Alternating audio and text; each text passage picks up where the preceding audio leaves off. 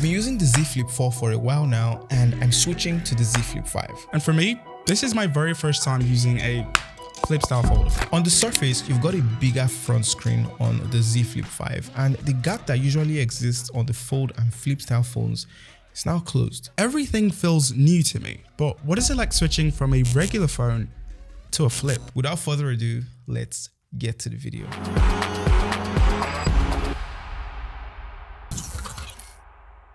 There are two types of people, those who are already foldable users and those who want to explore the world of foldables. For the most part, when you hear the word foldable, you're thinking of Samsung. I've had the Z Fold 5 and the Z Flip 5 for over 2 weeks now, and this video focuses on the flip form factor and everything you need to know before you consider buying one.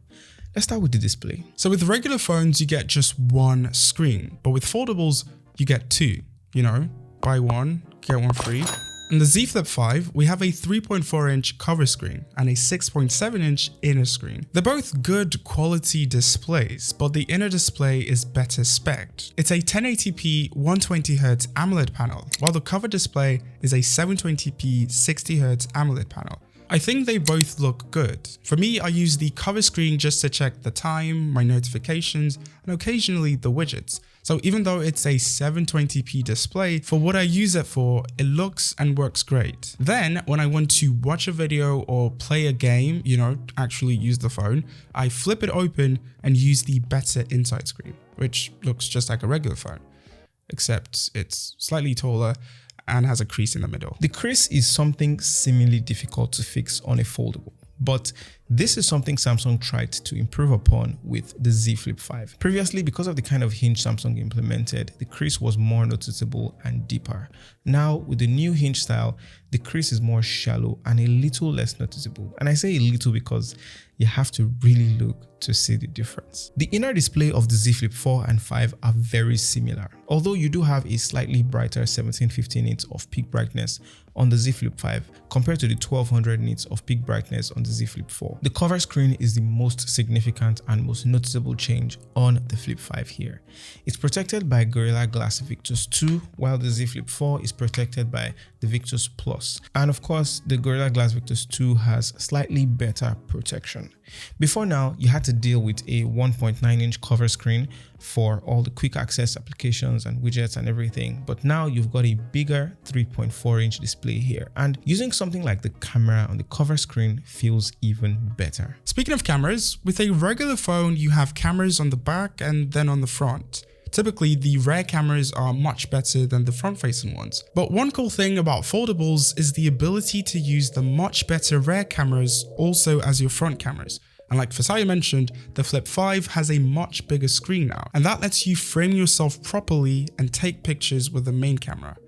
A regular phone just can't do that. Coming from the Z Flip 4 to the Flip 5, yes, the cover screen is definitely an added advantage, but technically you still have the same camera specs on both of them. On the outside, both of them still have that 12 megapixel wide and 12 megapixel ultra wide cameras, while on the inside, they still have the same 10 megapixel wide selfie camera. That aside, the photo quality on the Z Flip 5 is still as decent as you'd expect. What I do like though is the optimization for the flip form factor, or what Samsung calls flex mode. Basically, when you fold your phone at a 75-degree or 115-degree angle, with the camera you have your controls at the bottom and the viewfinder at the top. After taking a picture, on your gallery you have a touchpad below and your photos above. And then you can also use this on Instagram stories.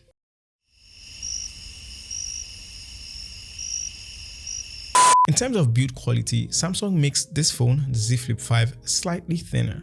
Technically, this is achieved by the new hinge design, which makes the gap that the previous foldables have non-existent on the Z Flip 5. It's completely shot flat, and because there is no space, this won't easily allow for dust and other particles to enter and destroy that inner foldable display that Samsung is already giving you enough warnings about. It's still an IPX8 water resistant device, and according to Samsung, this will last up to 1.5 meters underwater for 30 minutes, and the IPX8 rating it's not dust resistant. I also wonder if it's the new hinge, but the phone doesn't unfold completely flat at 180 degrees. It's flat, but it's not so flat. Even with all this, I've really grown to become a fan of the flip form factor. Also, whenever I bring this phone out in public, people are always asking, what phone is that? What are those?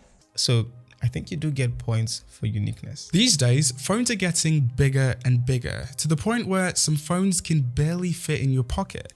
But with the flip, you can just fold it up and it would fit almost anywhere, and definitely in any pocket. The Flip 5 also feels very premium with its glass back and aluminium frame. And yes, it does come with slightly tougher glass and a much improved gapless hinge, but it's still a phone with a hinge and moving parts. So I still think that you would have to be more careful with this than with a regular phone. I kind of touched on this earlier, but with the new bigger cover screen, you can do things like check the date and time, check your notifications. You also get actionable widgets, 12 of them, and even support for some apps to work natively on that cover screen. I have 5 widgets on my cover screen: calendar, weather, alarms, the timer, and then the Samsung Health widget. I kind of like the idea of actionable widgets on the cover screen because it helps you get certain small things done without getting distracted. Everyone can probably relate to this. You might pick up your phone to do one quick thing, like maybe set an alarm,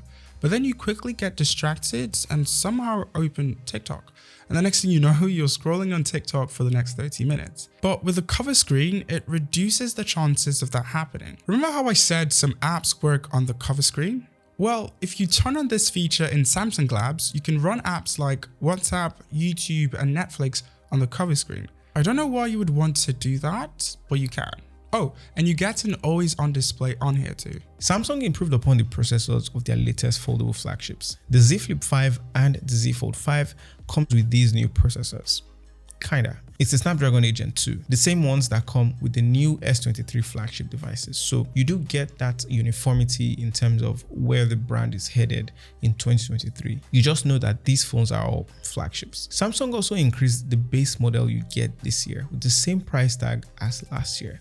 So instead of 128 gigabytes for the base storage, you get 256 gigabytes of storage for the same price at a start. And not just that, you get a better and faster UFS 4.0 storage system compared to that of the Z Flip 4, which is just the UFS 3.1, which is also fast too though, but yeah, nobody will ever complain about what is faster. Every Z Fold 5 and Z Flip 5 for this year will come pre-installed with Android 13 and their One UI 5.1.1.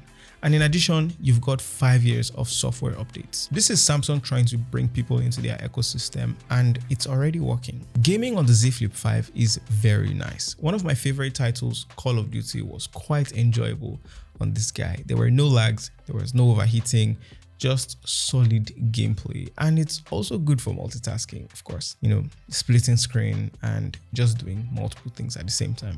But I noticed something weird. Call of Duty works in split screen.